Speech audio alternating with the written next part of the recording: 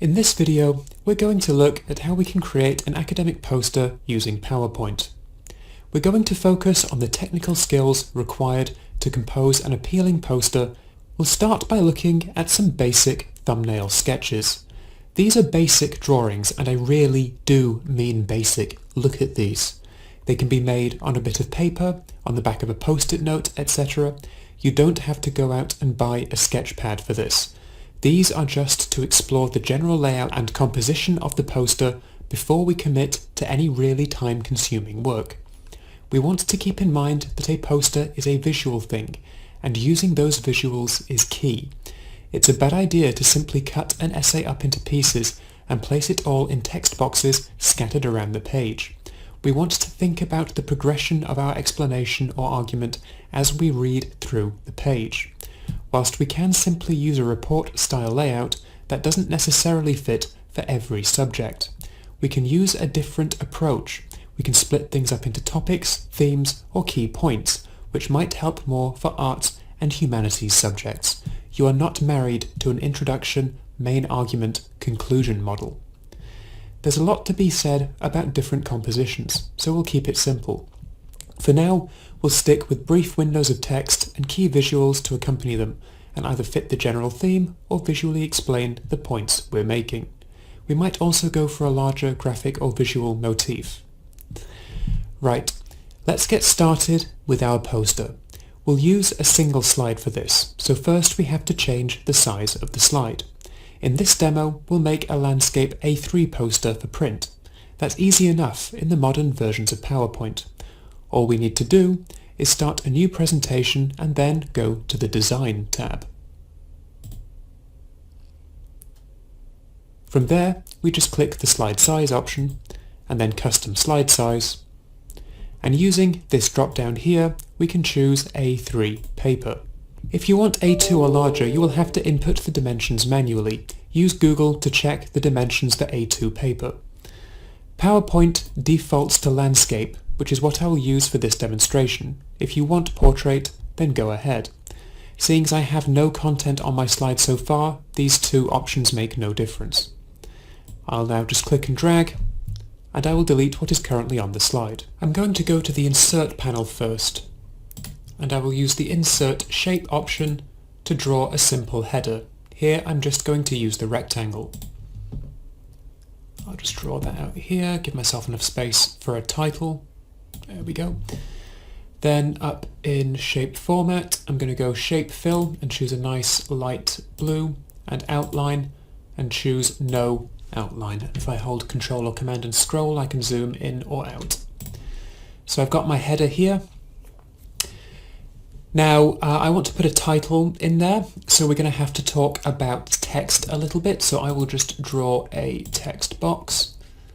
And we will talk a little bit about different text and text weightings, the sizes we use for different kinds of text in our poster. Now we're talking about sizes. Just before we do this, let's talk quickly about font.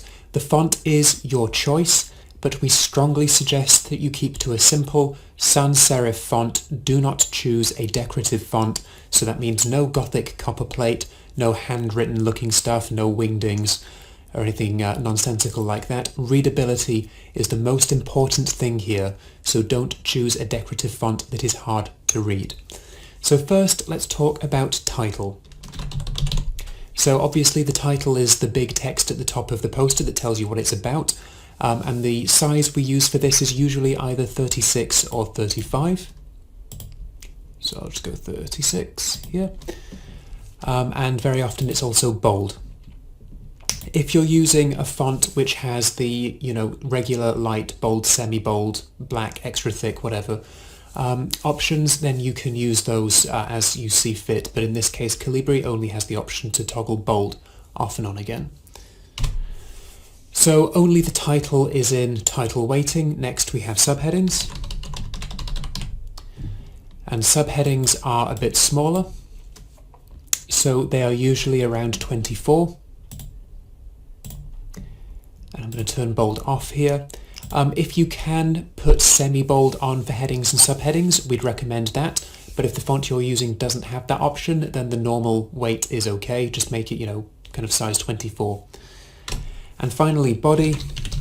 Now, body text is just the content of your poster. So you have the title, you have your subheadings telling you what a text box is about, and then you have the body text, which is the kind of actual content. That's what we refer to when we say body text, or sometimes body copy, depending on who you're talking to. And this is usually either 15 or 16, so I'll put this on, I think, 16, because everything here is a multiple of 2.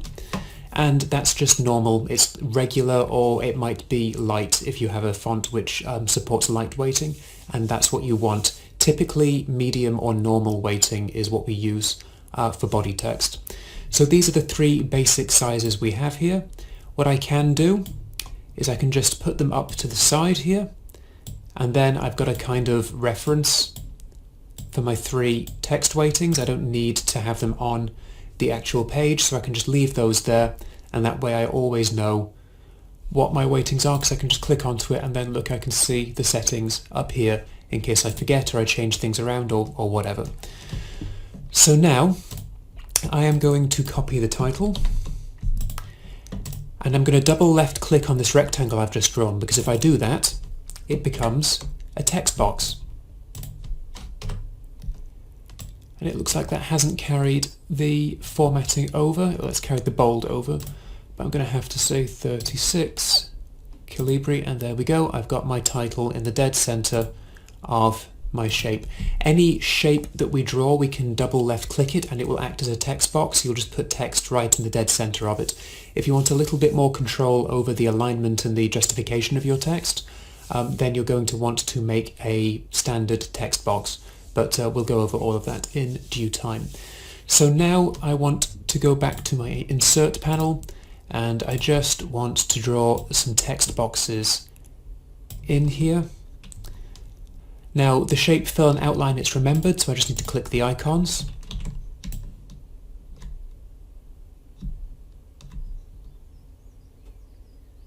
There we go. I want to leave space for a photo in there, and then I've got these 2 text boxes. Then I will just keep this simple. Control or Command and D is duplicate. And then I can put a footer or a place for my references and or bibliography down here. And we'll need a little bit of space for the references. You always need a fair amount of space for references. So I'll make that a fairly large footer. And what we'll do is we'll have references on the left, and then we'll have our contact details on the right, but we'll go over all of that in due time. So I've now got everything I need here. So I can double left click, and what I would want to do is go back to home, and then over here underneath record we can choose the alignment, or sometimes called justification, of our text, and I want it to be left aligned. So now what I want to do is I want to enter in my text, and I am just going to use some lorem ipsum filler text. So I can then say lorem ipsum. I'll use Control or Command A, 16, there we go, and then I just need to make this fit. So now I've got my first populated text box. You can see there's not actually a huge amount of space in there. We've gone for body text 15, 16. That can sometimes be a little bit big. I would advise going no smaller than 12, because then things do get difficult to read. I'd say around 14 is probably ideal here. So these aren't exactly, required things, but they are a good guidepost. I think maybe 14 is justifiable here because we do need a bit more space. But again, this is about using photos, visuals, graphics, explainers. If you've just got text in your poster, then you're going to run into a problem. It shouldn't be a poster, it should be an essay at that point. So I'm now just going to copy and paste this into my other text boxes. And now I've got that text copied across there. I can just do the same over here. Now, since going to Windows 11, PowerPoint appears to have lost the ability to preserve formatting in text when copying across.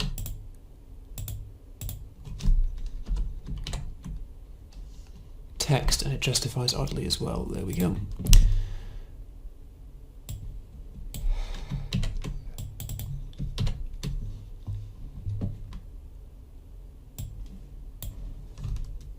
put you at 14. And you can go at 24, not 40. It appears to be getting bigger now. Make sure all of those are okay. Cool, so we've got our populated windows. And now what I want is I actually want two text boxes down here.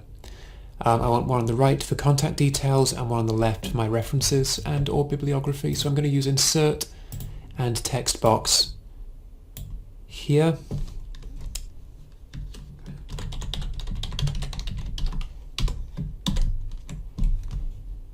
And I'm just going to drag that into place. It's going to go about there. Now this is kind of like super text or smaller, so we can make this around 10 or 11 because you're going to need quite a bit of space for for reference lists and what have you. So there we go. We could even make this kind of 10, 10 and a half, and that way we can just get our references in there, and we'll put that at 14 or so.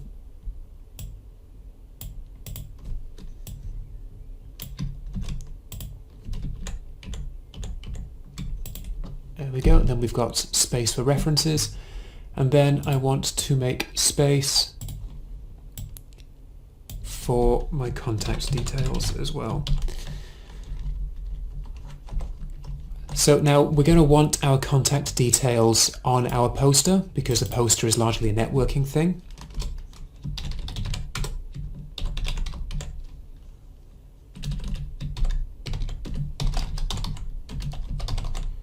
And we'll take the letter out, the phone number as well.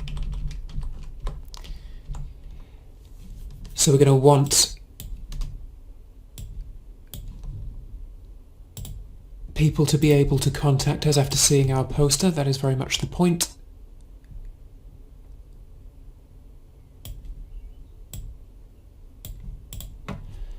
So we can put our contact details down there. Now we want it to be in keeping with the other things as well.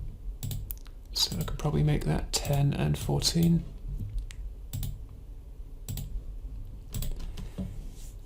There we go, so we've got our references and our contact details, and then we have our text and content up here. Now I want to add some photos. This is easy enough. I can literally just go into a Finder or an Explorer and I can just drag and drop.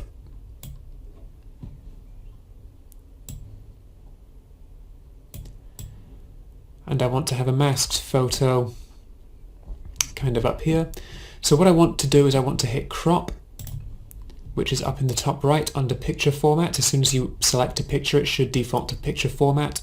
And then at the top here, you can go to crop. What I want to do is crop in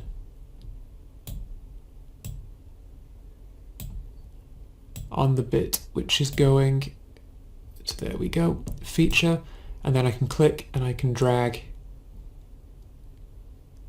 until I get something good in there. Now I also, if I crop, I can crop to a shape, and if I've got a rough square I can hit oval and it will then turn into a circle, which adds a bit of interest. It's just a little bit nicer. So I've got a circle masked photo there, and then I've got two others. So I've got this one,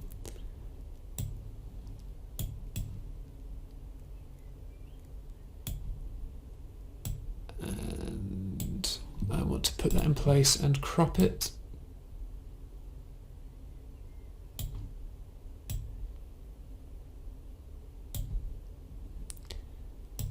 And I probably don't want the cow in there. I want a bit of the wall and a bit of the skyline. So there we go.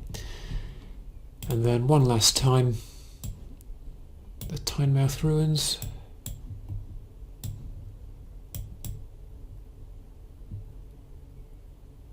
I quite like the grave in there.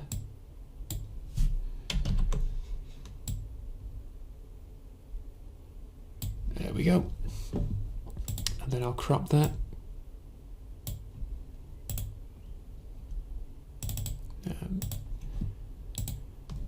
If I select something that's been cropped and hit the crop button again, I can then change it around, and I think I might just because that I don't quite like how it goes off and gets cut off the top, so I think we can probably just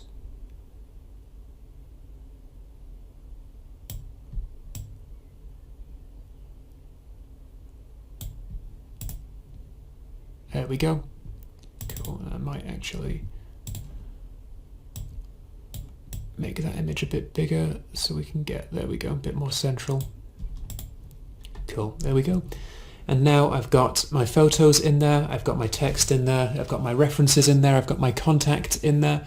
We could do a little bit more with different graphics and assets if we want, but this is basic. This is the basic practical process through which we make and compose a simple poster in PowerPoint. So now I'm just going to click and get rid of my text weighting guide.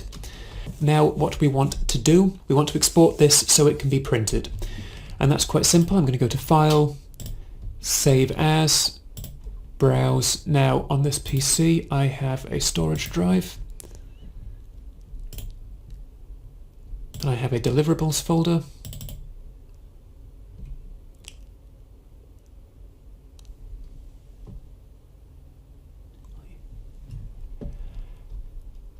And I can make a new folder, PowerPoint poster demo.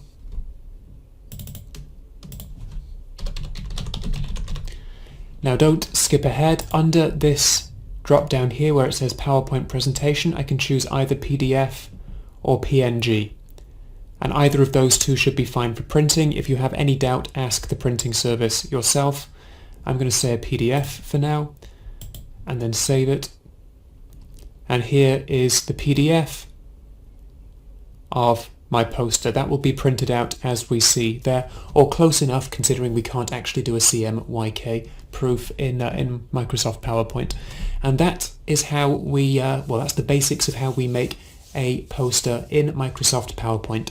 Should you have any questions, please get in contact with the Academic Skills team and we will be able to help.